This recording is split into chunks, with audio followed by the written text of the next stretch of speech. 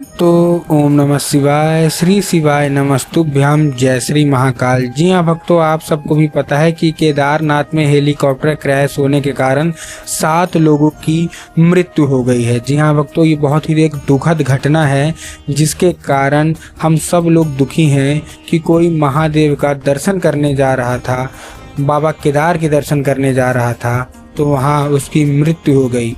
ठीक, ये बहुत ही दुखद घटना है। जितने भी शिव भक्त हैं, जो शिव प्रेमी हैं और जो बाबा भोलेनाथ को मानते हैं, जो सनातन को मानते हैं, उनकी बहुत ही ज़्यादा एक ये दुखद घटना सामने आई है जिससे सारा देश दुखी है।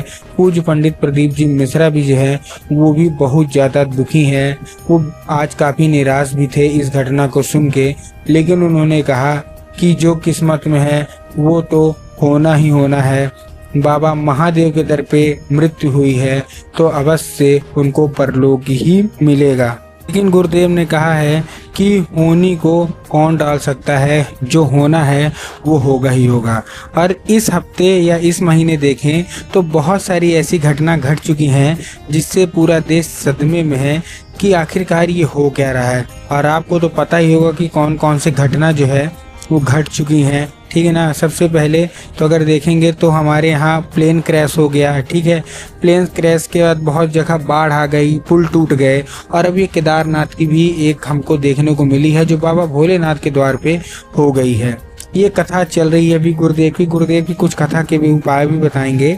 लेकिन ये जो घटना हुई है इसके लिए आप लोग जो लोग भी देख रहे हैं, कृपया करके ओम शांति तो अवश्य से लिख दीजिएगा। उन सभी जो अपना जीवन गंवा बैठे हैं इस हादसे में, जो बाबा भोलेनाथ के निकट आके उनका दर्शन किए बगैर इस दुनिया को छोड़ के चले गए, तो उनके लिए ओम शांति जरूर लिखिएगा। और कम से कम ये मेरी आपसे दरख्वास्त है, बाबा भोलेनाथ से आप मतलब गुहार लगा के कह रहा हूँ, जो लोग भी देख रहे हैं कि ज़्यादा से ज़्यादा इसको शेयर करिए। लेकिन अगर कम से कम भी शेयर करें इस वीडियो को तो कम से कम 5 लोगों तक अवश्य रूप से शेयर करें, इस वीडियो तक पहुंचाएं, क्योंकि अब मैं कुछ आपको उपाय बताने वाला हूं। देखिए, सबसे पहले तो आपको करना क्या है, आपको बाबा भोलेनाथ के अगर केदारनाथ जाना है तो कोशिश ये करिए कि अगर अच्छे स्वस्थ हैं तभी जाइए, क्योंकि जनता बहुत ज़्यादा बढ़ चुकी है।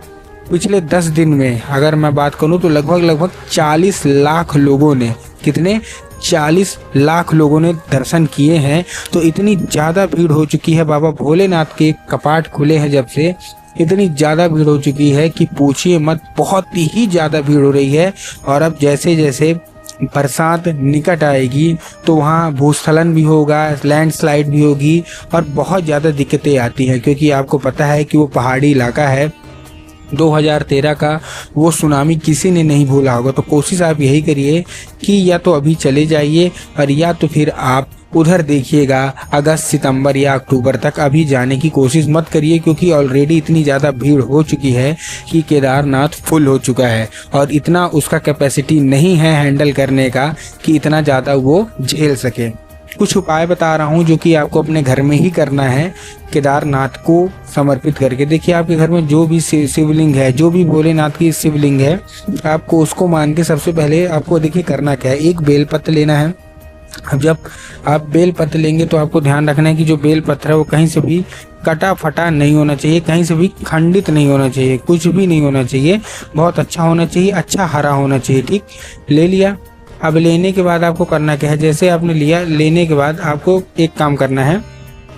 जैसे आपने लिया, लेने के बाद उसके बीच वाले भाग में, ठीक है ना, क्या करना है, उसके बीच वाले भाग में 3 चावल के दाने रख देने हैं, ठीक है ना। बीच वाला भाग कौन सा होता है, मतलब बीच वाला जो पत्ता होगा ना, उसमें 3 चावल के दाने रख देने हैं। ठीक, चावल के दाने रख दिए। चावल के दाने रखने के बाद आपको करना क्या है, जैसे आप चावल के दाने रखेंगे, चावल के दाने रखने के बाद आपको केवल और केवल एक काम करना है। क्या काम करना है, बाबा भोलेनाथ को ही अर्पित करना है, केदारेश्वर महादेव का नाम लेके। कौन से महादेव का नाम लेके, केदारेश्वर महादेव का नाम लेके आपको अर्पित करना है। पूज्य गुरुदेव कहते हैं कि अगर आपने केदारेश्वर महादेव का नाम लेके और उन्हीं का स्मरण करके अर्पित किया तो आप अवश्य रूप से ये देखेंगे कि सारी इच्छा, मनोकामना जो है वो आपकी पूरी होगी ही होगी और केदारेश्वर महादेव आपसे प्रसन्न होंगे ही होंगे। ये मनोकामना पूर्ति कथा अब मैं आपको एक आध उपाय बता देता हूँ धन प्राप्ति के। बहुत सारे लोग के जीवन में धन की प्राप्ति नहीं हो पा रही। वो लोग यही चीज़ में परेशान है कि गुरुदेव हमको धन की प्राप्ति क्यों नहीं हो पा रही। हम लोग बहुत ज़्यादा, हमारे समझ में भी नहीं आता कि आखिरकार धन की प्राप्ति क्यों नहीं हो पा रही है। तब गुरुदेव ने बताया है कि आपको 1 कटोरी दूध लेना है और उसमें 2 से 3 काली मिर्च डाल लीजिए। क्या डाल लीजिए? 1 कटोरी दूध लेना है और 2 से 3 काली मिर्च डाल लीजिए। ठीक, डाल लिए। काली मिर्च डालने के बाद आपको करना है, जैसे करना क्या है, जैसे आपने काली मिर्च डाला, काली मिर्च डालने के बाद आपको इसको लेके कहाँ पहुँचना है? सीधे के सीधे आपको पहुँचना है बरगद के पेड़ के नीचे। अब जैसे आप बरगद के पेड़ के नीचे पहुँचेंगे, आपको करना क्या है? आपके दिमाग में आएगा यही कर देंगे, वो कर देंगे। नहीं, आपको करना क्या है मैं बताता हूँ। आपको सबसे पहले 3 बार परिक्रमा करनी है। अब 3 बार परिक्रमा करने के बाद आपको करना क्या है? एक नाम लेना है। कौन सा? महादेव का बहुत ही सुंदर सा नाम है, बटकेश्वर महादेव। तो आपको करना क्या है? आपको बटकेश्वर महादेव का नाम लेके और उन्हीं का स्मरण करके आपको चुपचाप क्या कर देना है?